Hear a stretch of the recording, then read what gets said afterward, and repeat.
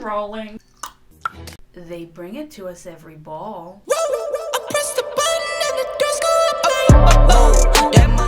It's officially too cold for me to exist. The camera isn't further away than it usually is. I'm just diminishing in both body and spirit. I got tan developing, so if my body looks a completely different shade to my face, it's the time for forgiveness. Also, look at my hair. Talk to you like this for the whole thing. UFC 281. 281 goes to Christmas past. So UFC 282 is the last main event of 2022. And there's an ongoing internet argument. Oh, 2021 was a much better year for UFC.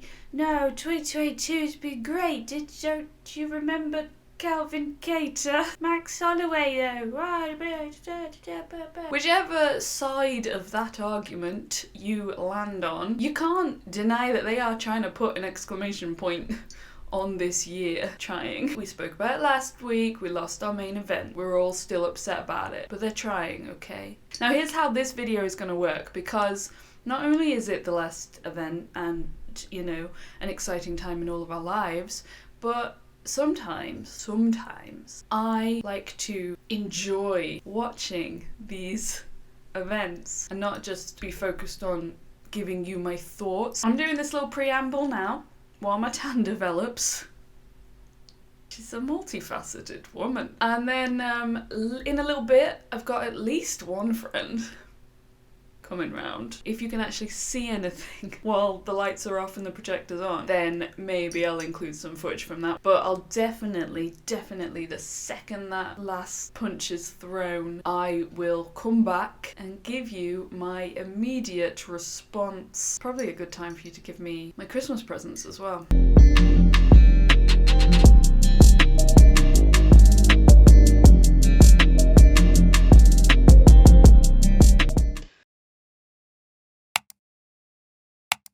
Now I'm jumping straight in because there is no time for chitter-chatter, despite what you've just seen. Raul Rosas Jr. It is his official UFC debut. And that is interesting because he is fighting out of the womb. This little baby was ejected into the world and straight into a flying triangle. Don't believe me? I don't care if you know jiu-jitsu. Take one more step and I'll knock you out.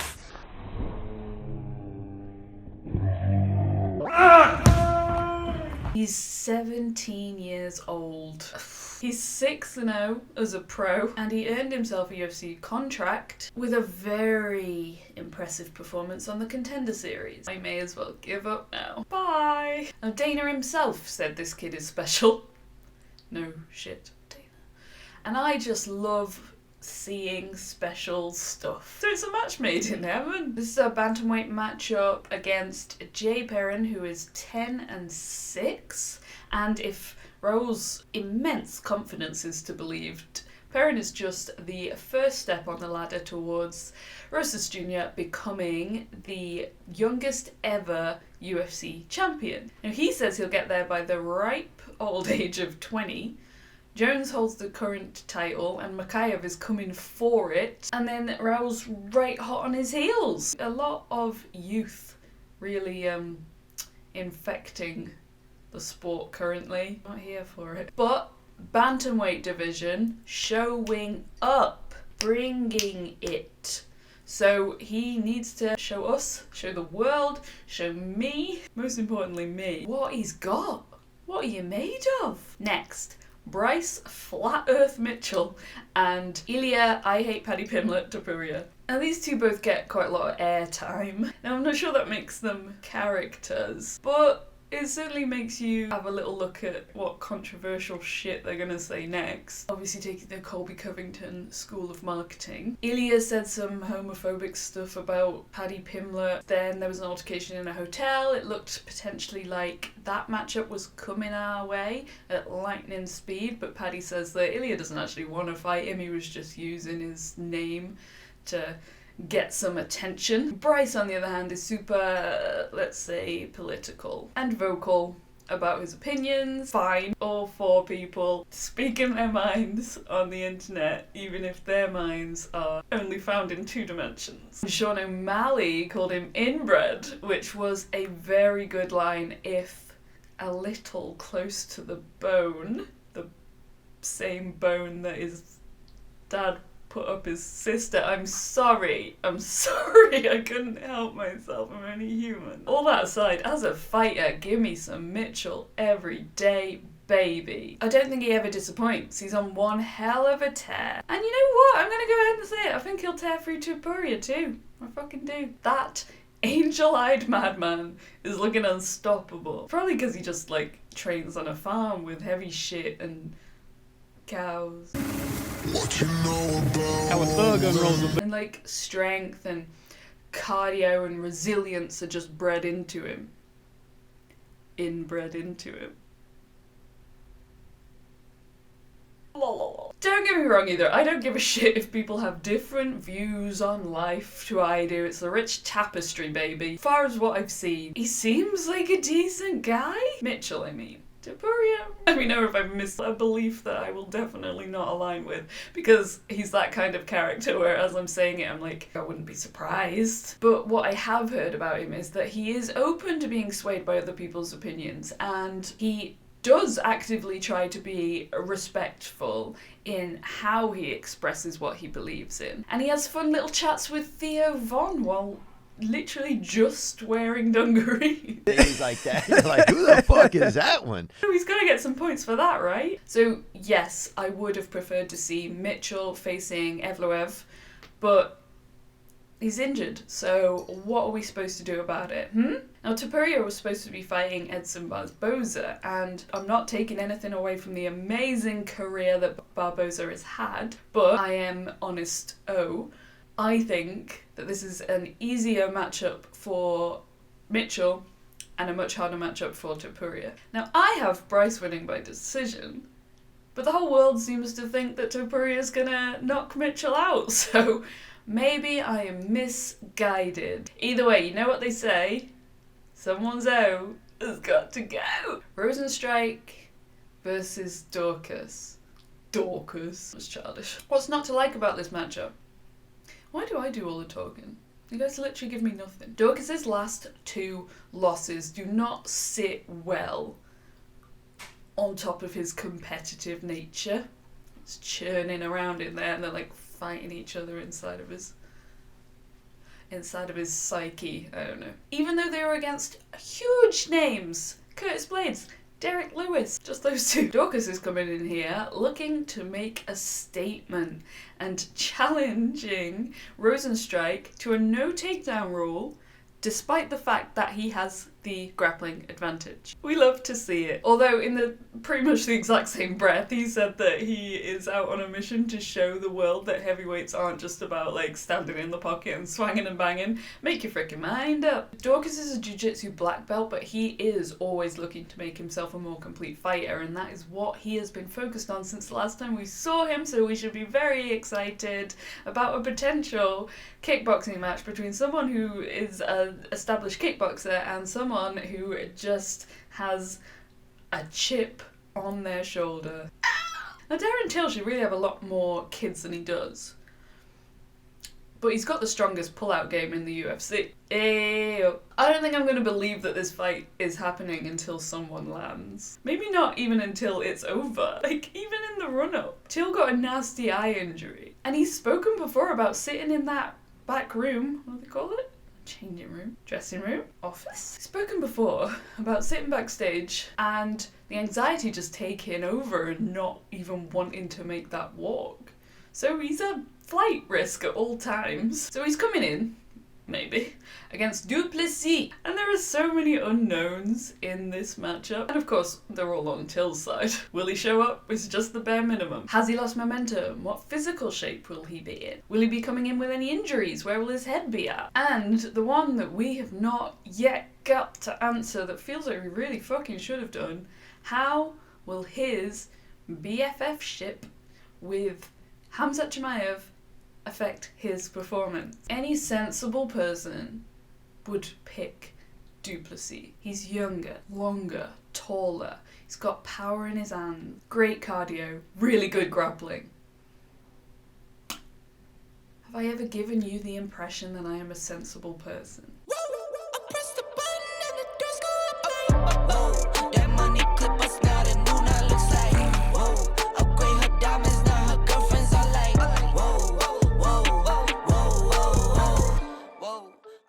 And now, for the main event. This is a fight that many fans just see as Ankalaev's inevitable destiny. And if you want to hear my in-depth thoughts on this matchup, you're gonna have to go back and watch last week's video. But for now, let's just enjoy this together.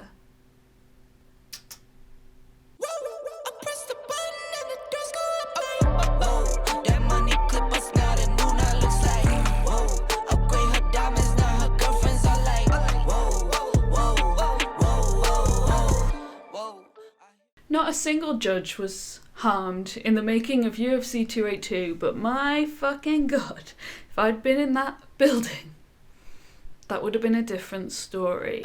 Chris Lee obviously woke up from a freaking nap and panic scored for Paddy in round 3 when he had been controlled in the clinch for the entirety of the freaking round. And that's all the airtime I'm going to give to that fight. And then it happened again in the main event. Early on, it was the kickboxing matchup of all of our dreams. Kicks flying from both sides, but most noticeable damage was to the legs of Magomed. We saw it build and build and build up until about midway through the second round, when the game plan visibly changed. Now, Jan is willing to wrestle, and he's really hard to take down, but he makes mistakes when he gets there. So, when Magomed's legs both fucked off, it made even more sense for him to go after those takedowns. He generates incredible power from his knees, mauls his opponents from top position, and once he got into his flow, that was the narrative, but the judges fucked it again. And after so many cancellations, I came into this card concerned that, the year was going to go out with a bit more of a than a bang, but those who showed up showed out, and everything apart from the judges being dicks was a fucking fun time. Curtis and Buckley came out hot and heavy from that first bell. Call the fire brigade, leave it all on the canvas shit. Before this fight, I couldn't even settle on a prediction. I was going between Buckley landing a power shot early in the round, or, as the fight went on, Curtis just sniping with that accuracy, and that was more what we ended up seeing. But the power puncher got power punched. I may not have landed, but they certainly freaking did, and frequently. High volume. Curtis was showing his classic accuracy, but Buckley always has that threat of power. And when he got clipped, he just turned it up. He was showing us looks with all these kicks and his range of striking. Whereas Curtis was more just about the jab, the defense, the counter, his real kind of core foundations. And he was waiting it out, and he waited till the right time, and he landed that left. Now, Daukaus and Biggie Boy were both coming into this matchup with very similar stories. They'd both been kind of propelled through the division with a lot of hope, a lot of hype, and then struggled when they got further up the ranking. So that they were both looking to reaffirm that they are in fact a contender that you can back. But only one was ever going to be able to do it, and one did it in spectacular fashion, not even letting the other get a look in. Rozenstruick made that statement, and he made it in spectacular fashion, and he became the first ever UFC fighter to finish 3 guys inside of 30 seconds, and that is also the name of his sex tape. Rosas Jr. showed us all he belongs here. It's not just youthful enthusiasm, it's technical freaking skill. It's those submission skills again and again and again. I believe across his amateur and pro careers, he has finished 8 guys by submission, and now it's 9 because he took Perrin out of there. And Contender Series was the first time that any of his fights had gone the distance, and he obviously didn't care for it. And Perrin is a wrestler and a grappler, but it didn't matter at all, as he wore Rosas like a flesh backpack. First round submission for the young hypoid, and we should all feel the magic. Let it wash over us. And cry. It was Bryce's oh that goad. Topuria was looking like a freaking problem in there. Now, coming into this, Topuria was on a 3-fight knockout streak, and Bryce had never been knocked out, but people were still saying that was the way it was going to go. He had drilled through his own scrotum with a power drill, so, you know, you win some, you lose some. And he lost some testicles, and also this fight, and with it his undefeated streak. Topuria has always had power and excellent striking. That right hand, money. But Bryce is powered by the madness of a box of squirrels. So it was never going to be the end of the story. He even had a really strong end of round 1. And then round 2 was wild pace, and then Topuria was showing us Mitchell moves and mauling, and finally forced the frickin' tap from Bryce, and no one saw that coming. Amazing to see the evolution of his game, and I'm excited for whatever comes next. What can we say about Darren Till? Is he done? He's not looked the same since he had that title fight, and the training with Hamzat obviously didn't help his wrestling. And can we take a second for the frickin' blood-sucking monster that his eye became at the end of round 1. Round 2 was looking better, but the whole story of that fight was Duplessis' takedowns and got the eventual tap. Ponzinibbio beat up his opponent and then the cage, and now I'm fucking exhausted. What about you? Feel like we need a little break.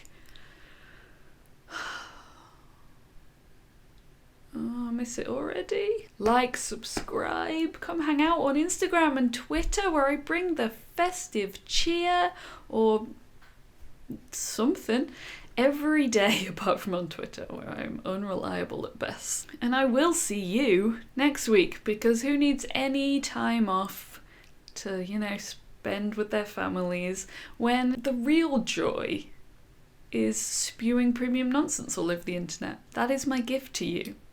You're welcome. Santa Claus is coming to town, etc.